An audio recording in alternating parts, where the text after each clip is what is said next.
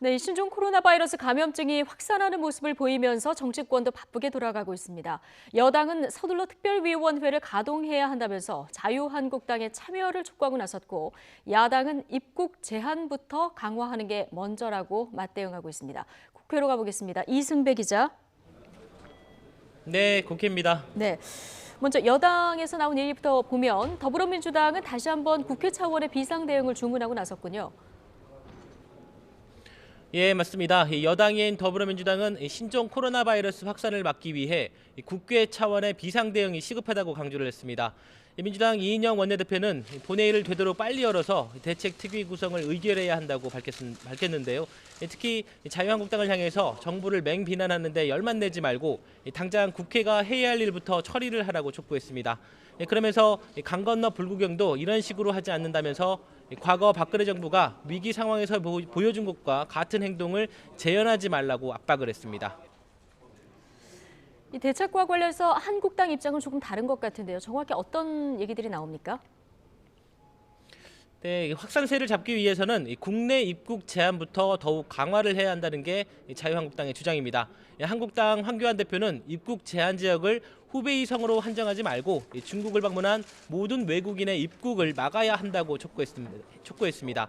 그러면서 한국 정부가 국민을 지키겠다는 일에 주한 중국 대사가 불만을 표시하는 것은 부적절한 간섭인데도 문재인 정권과 여당은 굴종과 침묵을 계속하고 있다고 꼬집었습니다.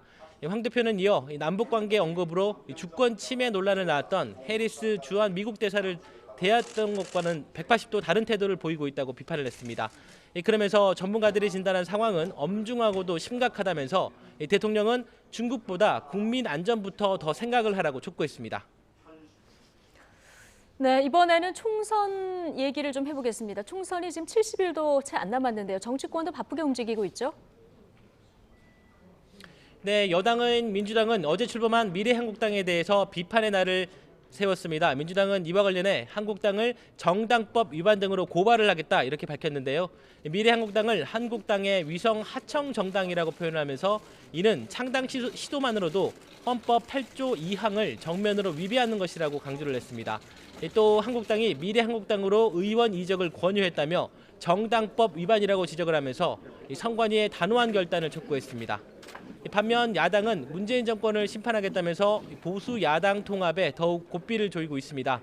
보수 통합을 이끄는 혁신통합추진위원회가 오늘 오후 통합신당 준비위원회를 출범하고 첫 회의를 엽니다. 박형준 위원장을 비롯해서 5명이 공동위원장을 맡을 것으로 보입니다. 새로운 당 이름은 통합신당으로 중지가 모였고요. 한국당은 이를 추인하기 위한 의원총회를 현재 열고 있습니다. 바른미래당은 호남계와 통합 작업에 시동을 걸고 있습니다.